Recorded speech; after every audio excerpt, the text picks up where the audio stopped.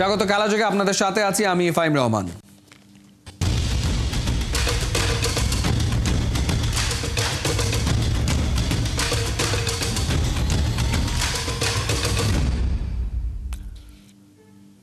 BPL ক্রিকেটের বড় ম্যাচে রংপুর রাইডার্সের কাছে 8 উইকেট হেরেছে ফরচুন বরিশাল। টস হেরে ব্যাট করতে নেমে 124 রানেই গুটিয়ে যায় তামিমের দল। জবাবে সাইফ হাসানের 50-তে সহজ জয় তুলে নেয় রংপুর। রহমান পেয়ারের রিপোর্ট। শীতের সন্ধ্যায় সবার চোখ আটকে এই দ্বৈরথে নাহিদ রানা বনাম তামিম ইকবাল ডুয়েলে। প্রথম 3 বলে কোনো রান নিতে পারলেন না তামিম। চতুর্থ বলটা ওয়াইড, কিন্তু পরের বলেই তামিমের স্টাম্প ভাঙল, গ্যালারিতে উত্তাপ ছড়ালো। তবে এত বড় উইকেট নেয়ার পরও নাহিদ রানা বুনো উল্লাসে মেতে ওঠেননি। হয়তো তামিম ইকবালকে সম্মান দেখালেন তিনি। বিগ ম্যাচে রংপুর রাইডার্সের মুখোমুখি ফরচুন বরিশাল। নাজমুল শান্তকে নিয়ে বরিশালের ইনিংস শুরু করেছিলেন তামিম ইকবাল। এই ম্যাচেও ব্যর্থ নাজমুল শান্ত। শেখ মেহেদির বলে ক্যাচ দিল। তামিমের ব্যাটেই এগুতে থাকে বরিশাল। 5টা 4 আর একটা ছক্কা হাঁকিয়ে কাপ্তান তখন উত্তাল। ঠিক তখনই নিজের সেরা অস্ত্রকে ডাকেন নুরুল হাসান সোহান। নাহিদ রানার বলে আউট তামিম। নামের পাশে 18 বলে 28 রান। বরিশালের ইনিংসে গতি দিতে পারেননি মুশফিকুর রহিম আর কাইল মেয়ার্স। 78 রানে 5 উইকেট তুলে নেয় রংপুর রাইডার্স। ইফতিখার আহমেদের বলেই আউট ফাহিম আশরাফ। 2 পাণ্ডব ফিরে যাওয়ার পর মাহমুদুল্লাহ রিয়াদকে নিয়েই ছিল বরিশালের আশা। সাইলেন্ট কিলারকেও ফেরালেন নাহিদ রানা। শেষ দিকে 19 বলে 21 রান করেন মোহাম্মদ নবী। ফরচুন বরিশাল 124 রানের বেশি করতে পারেনি। অনূর্ধ্ব 19 এশিয়া কাপে বাংলাদেশকে শিরোপা জেতানো আজিজুল হাকিম তামিম আর ইকবাল হোসেন ইমন একে অপরের মুখোমুখি। এই যুদ্ধে ইমন জয়ী। তাওফিক খানের উইকেটটাও তুলে নিয়েছেন তিনি। 15 রানে 2 উইকেট হারায় রংপুর। তবে মুদ্রার উল্টা পাশটাও দেখেছেন ইমন। সাইফ হাসান ভেঙে দিয়েছেন তার মন। ইমনের ওভারে টানা 3 বলে হাঁকালেন 4-4 ছক্কা। অ্যালেক্স হেলসের সাথে জমে যায় সাইফ হাসানের জুটিটা। 38 বলে সাইফ হাসানের 50। রংপুরের জয়ের পথ তৈরি করেন তিনি। শেষ পর্যন্ত রংপুর রাইডার্সের সহজ জয়। 3 ম্যাচের 3টাই জিতে পয়েন্ট টেবিলের শীর্ষে ওরা। রহমান পেয়ার 71। বিপিএল এ ফ্লপস শাকিব খানের ঢাকা। অন্যদিকে ইতিহাস পাল্টে তাসকিন বিজয়রা দেখালেন ক্যারিশমা। বিপিএল এ ঢাকা ক্যাপিটালসকে 7 উইকেটে হারিয়ে আসরে প্রথম জয় পেয়েছে দুর্বার রাজশাহী। প্রথম বাংলাদেশ হিসেবে টি-20তে 7 উইকেট নিয়ে তোলপাড় ফেলে দিয়েছেন তাসকিন আহমেদ। হাই ভোল্টেজ ম্যাচের বিস্তারিত জানাচ্ছেন পার্থ বণিক। বিপিএলে ঢাকা ছন্ন ছাড়া। শাকিব খানের মন্ত্রতেও পাওয়া যাচ্ছে না জয়ের দেখা, বরং তাসকিনের ইতিহাস ছোঁয়া 7 উইকেট, এনামুল বিজয় আর রান বার্লের জোড়া হাফ সেঞ্চুরিতে রাজশাহীর মামুর ব্যাটারা জয় তুলে নিল হেসে খেলে। এদিন মিরপুরে ঢাকা রাজশাহী কঠিন পরীক্ষার মুখোমুখি। ফার্স্ট ম্যাচে 2 দলের কেউই পায়নি জয়ের দেখা। প্রশ্ন, ফুল পয়েন্ট পাবে কে, বিজয় রাজশাহী নাকি থিসারার ঢাকা? টস জিতে এদিন ঢাকা ব্যাটিং ফার্স্ট। চারপাশে জমাট কুয়াশা। ওপেনিংয়ে তানজিদ তামিম আর লিটনের কঠিন পরীক্ষা। তবে ঢাকার কোকিল লিটন এদিন করতে পারেননি কুক। তাসকিনের বলে হন 0 রানে আউট। একই সাথে গড়েন বিপিএল ইতিহাসে যৌথভাবে 3য় সর্বোচ্চ ডাক মারার রেকর্ড।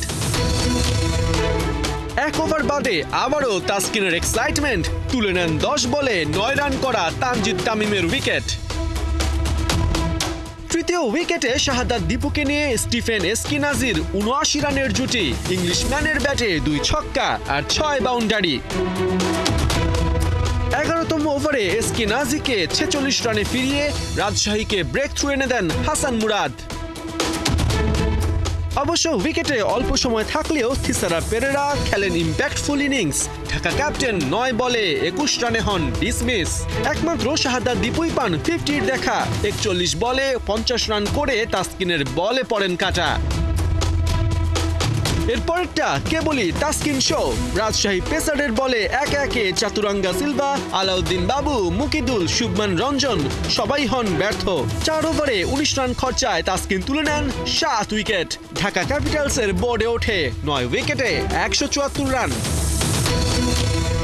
লক্ষ্য তাড়া করতে নেমে প্রথম ওভারেই দুর্বার রাজশাহীর আপসেট। মোস্তাফিজ তুলে নেন মোহাম্মদ হারিসের উইকেট। বিজয়ের ধুমধারাক্কা ব্যাটিং এর বিপরীতে ধীর স্থির ছিলেন জিশান আলম, তবে ওয়েট করলেও খুলতে পারেননি রানের খাতা। 7 বলে বিনা রান করে ধরেন ড্রেসিং রুমের রাস্তা। গেল ম্যাচে 94 রানের ইনিংস খেললেও এদিন ইয়াসির রাব্বি অল্পতেই কাবু। 20 বলে 22 রানে ওকে ফেরান আলাউদ্দিন বাবু। তবে অপর প্রান্তে রান বার্লকে নিয়ে বিজয় ঠিকই লক্ষ্যের দিকে এগোতে থাকেন। ঢাকা ক্যাপ্টেনকে ছক্কা হাঁকিয়ে রাজশাহী অধিনায়ক 35 বলে 50 পূরণ করেন। শেষ পর্যন্ত বিজয়ের হার নামানো 73 আর রায়ানের 55-তে রাজশাহী জয় তুলে নেয় 7 উইকেটে। পার্থ বণিক, 71। কিংবদন্তি পেসার হিসেবেই ক্যারিয়ারের ইতি টানতে চান তাসকিন আহমেদ। গেল বছরে দুর্দান্ত ফর্মে থাকা তাসকিন নতুন বছরটায়ও করতে চান বাজিমাত। হোম অফ ক্রিকেটের রেকর্ড গড়ার দিনে এমন কথাই জানিয়েছেন এই স্পিড স্টার। 19 রানে 7 উইকেট নেয়ার কীর্তিটা নিজের ছেলেকে উৎসর্গ করেছেন তাসকিন। নাইয়ান বিন জসিমের রিপোর্ট। মেসোয়ার আনোয়ার বলতেছে, ভাইয়া তুমি আজকে 4 উইকেট নাও। আমি চাচ্ছিস যে তোর কাছে বেশি 4 উইকেটও ধরতে পারে, এই 7 উইকেট পেয়ে গেছি আজকে।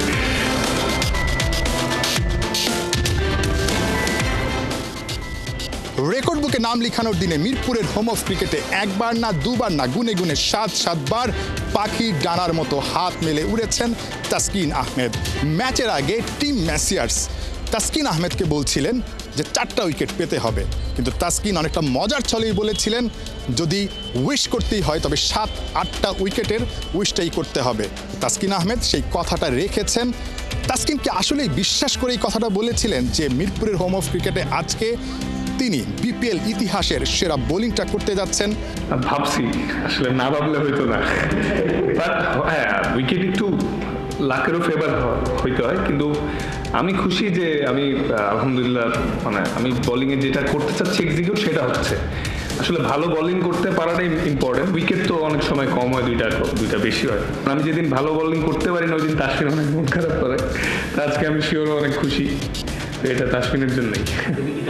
সবশেষ ওয়েস্ট ইন্ডিজ সফরে বাংলাদেশ ওয়ানডে সিরিজে 2টা ম্যাচে 300+ রান করার পরও জিততে পারেনি বোলারদের ব্যর্থতার কারণে। ব্যাটিং প্যারাডাইজ উইকেটে বোলারদের কিভাবে বোলিংটা করতে হয় মাথা খাটিয়ে সেখানটায় একটা বড় ঘাটতি ছিল। এই বিপিএল থেকে বাংলাদেশের পেসাররা বা বাংলাদেশের বোলাররা হয়তোবা নতুন কিছু শিখতে যাচ্ছে। নতুন বাংলাদেশে নতুনভাবে বাংলাদেশের ক্রিকেটাররা প্রস্তুত হবে চ্যাম্পিয়ন্স ট্রফিকে ঘিরে, যেখানে কিনা পুরো দস্তুর একেবারেই ব্যাটিং প্যারাডাইজ উইকেট থাকতে পারে। তাসকিন আহমেদ সেই কথাটাই জানিয়েছেন যে এই কন্ডিশন থেকে নতুন একটা অভিজ্ঞতা নিয়ে নতুন শিক্ষা নিয়ে বাংলাদেশ চ্যাম্পিয়ন্স ট্রফিতে যেতে চায়, যেখানে কিনা বাংলাদেশের বোলাররা উপকৃত হবে। তাসকিন নতুন বছরের নতুন লুক নিয়ে হাজির। তার চুল, তার গোফ সবকিছু মিলে পারফরমেন্সেও নতুনত্ব আনতে চান। আমার বাবার ছোটবেলার একটা ছবি দেখতেছিলাম, দেখলাম সে মোটস রাখা। বললাম এবার আমি একটু দেখে কিছুদিন কেমন লাগে, এটাই আর না দেখি এমন কোনো না। আর আমি সুপারস্টিশন তেমন বিশ্বাসও করি না, সব তো আল্লাহর রহমত থাকলেই হবে। আর এটাই দোয়া করেন এই 25টাও যাতে ভালো যায়। 23-এ 24-এ তো আল্লাহর রহমতে ভালোই গেছে, এটা যাতে আরও ভালো যায়। প্রত্যেকটা 5% ইমপ্রুভমেন্ট নিয়ে যাতে এই বছরও শেষ করতে হবে। আমাদের বোলারদের জন্য ভালো, ব্যাটসম্যানদের জন্য ভালো, কারণ বেটার এক্সিকিউশন করতে হবে। এবং নিউ বলেও ব্যাটসম্যানের জন্য প্রথম 2-3 ওভার একটু চ্যালেঞ্জ থাকতেছে, দেন আস্তে আস্তে যত সময় যাচ্ছে ফ্ল্যাট হচ্ছে বা ব্যাটে সুন্দর আসতেছে। তো এখানে ব্যাটিং বোলিং দুইটাতেই অ্যাডভান্টেজ, যেটা আমাদের সামনে আমরা ফ্ল্যাট ডেকেই খেলতে যাচ্ছি পাকিস্তানে এবং দুবাই চ্যাম্পিয়ন্স ট্রফিতে। আশা করি এটা কাজে দিবে আমাদের। আর এমন উইকেটে খেললে ভালো, কারণ আমরা তো সচরাচর ফ্ল্যাট উইকেটগুলো কম খেলি। ইন্টারন্যাশনালে যে পাই তখন সামটাইমস দেখা গেছে আমাদের অ্যাডজাস্ট করতে একটু প্রবলেম হয়। তো এরকম সবসময় যদি থাকে আমাদের জন্য ভালো হবে। ওয়েস্ট ইন্ডিজের সবশেষ টি-20 সিরিজটাতে প্রতিপক্ষকে ঘায়েল করতে বড় ভূমিকা রেখেছিলেন তাসকিন আহমেদ। একই সঙ্গে ওই বছরটা, অর্থাৎ যে বছরটা চলে গেল মাত্রই 2024 সাল, সেই বছরে 34 ম্যাচে 63টা উইকেট শিকার করেছিলেন ইন্টারন্যাশনাল ক্রিকেটে। তাসকিন আহমেদ তার গ্রাফটা উপরের দিকে নিয়ে যেতে চান, শুধু তাই না ক্যারিয়ারটা শেষ করতে চান লেজেন্ডারি একজন পেসার হিসেবে। সেই স্বপ্নের কথাটাই রেকর্ড গড়ার দিনে তাসকিন জানিয়ে গেছেন। আহিয়ান বিন জসিম, 71, ঢাকা। বিশাল মনের পরিচয় দিলেন মেহেদী হাসান মিরাজ। মঙ্গলবারের ম্যাচে টাইমড আউট করার সুযোগ পেয়েও প্রতিপক্ষ ব্যাটারকে আউট করেনি খুলনা টাইগার্স। মাঠে ওই সময়ে কি চলছিল কাপ্তান মিরাজের মনে? বিপিএলে খুলনা দলটাই বা কতটা ভারসাম্যপূর্ণ? মিরাজের ভাবনা জেনেছেন সৈফুল রূপক। বললাম যে না, খারাপ লাগতেছিল নিজের কাছে। আম্পায়ারকে বললাম ঠিক আছে আমরা আউটটা নিব না। দিল্লিতে যদি আপনি ডিসিশন মেকার হতেন, ম্যাথিউসকে ফিরিয়ে দিতেন? খুব তাড়াতাড়ি রেডি হয়ে উইকেটে গিয়েছিলাম, মানে একটু জন্য আমিও হয়তো টাইম আউট বেঁচে গিয়েছিলাম। দিল্লির পর ঢাকা, ভারতে সাকিব আলোচিত সমালোচিত, বাংলায় মেহেদী মিরাজ প্রশংসিত। মঙ্গলবার বিপিএলে চট্টলার ব্যাটারকে টাইমড আউট করার সুযোগ পেয়েও বড় মনের পরিচয় দিয়েছেন টাইগার অলরাউন্ডার। মানে মাঠের ভিতর আপনার মাথায় কি চলছিল প্রথম থেকে শেষ পর্যন্ত? দেখেন যে প্রথমে আউটটা নেওয়ার ইচ্ছা ছিল না, আমি মানে বলতেছিলাম যে না আউটটা নিব না, বাট সবাই যখন কাছে আসে সবাই বলতেছে যে ভাই নিতে হবে এরকম নিতে হবে, তখন আমি বললাম যে না থাক। পরে সবাই আবার জোর করলো যে নিতে হবে, তখন আম্পায়ার কাছে আপিল করলাম, তখন আম্পায়ার আউট দিল। যখন আবার চিন্তা করলাম যে না, খারাপ লাগতেছিল নিজের কাছে যে এটা মানে কেমন জানি লাগতেছিল। দেন তারপর আমি আম্পায়ারে বললাম যে এটা কি আবার করা যাবে কিনা, তখন বলছে হ্যাঁ যাবে। তখন আমি আম্পায়ারকে বললাম ঠিক আছে আমরা আউটটা নিব না, ওকে ডাক দেন। সবাই নিশ্চয়ই অ্যাপ্রিশিয়েট করেছে পরে আপনাকে। সবাই পরে বলেছে। 6 নভেম্বর দিল্লি 2023, এই ঘটনাটা যেভাবে আলোচনায় এসেছে, সাকিব আল হাসান ম্যাথিউসকে যে টাইম আউট, তখন আপনি মাঠে ছিলেন ওই ম্যাচে।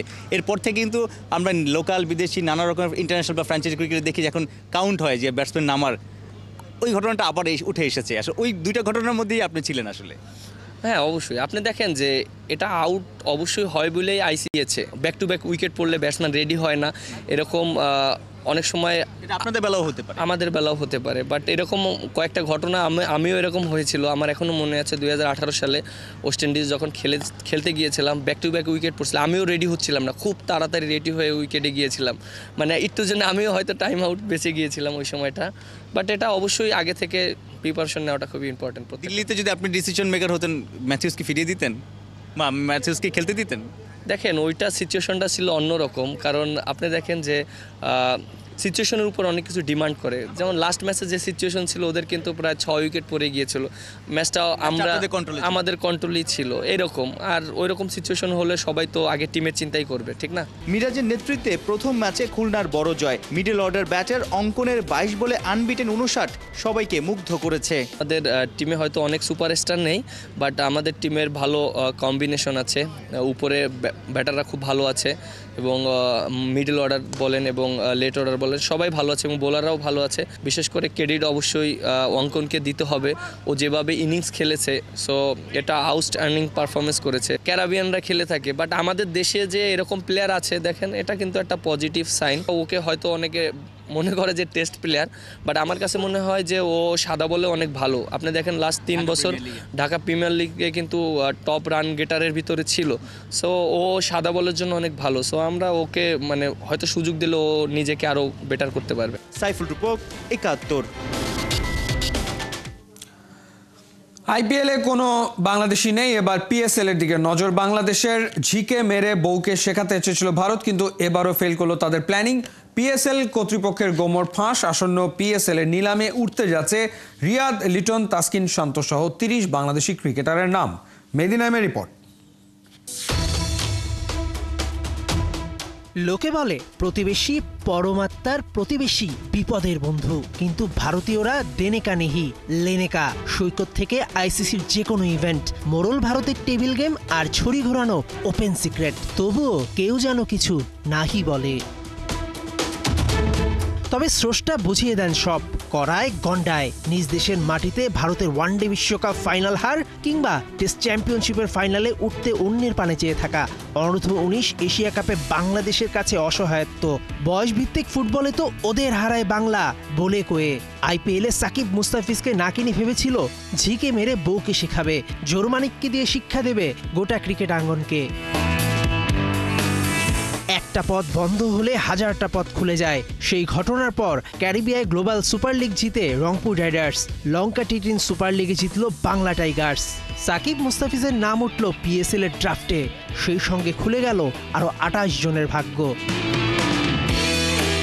সূত্র বলছে তালিকায় আছেন মাহমুদুল্লাহ রিয়াদ, নাজমুল শান্ত, তৌহিদ হৃদয়, লিটন দাস, সৌম্য সরকার, তাসকিন আহমেদ, মেহেদী মিরাজের মতো জাতীয় দলের বিগ ফেস, শেখ মেহেদী, তাইজুল ইসলাম, সাব্বির রহমান, শরীফুল ইসলাম, তানজিম সাকিব, জাকের আলী, রিশাদ হোসেন ও হাসান মাহমুদ। কে নেই পিএসএল এর ড্রাফটে?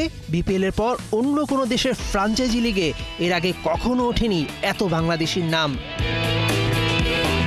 এত নাম দেখে যাদের মনে প্রশ্ন জাগবে কয়জন আর দল পাবে, তাদের জন্য তথ্য।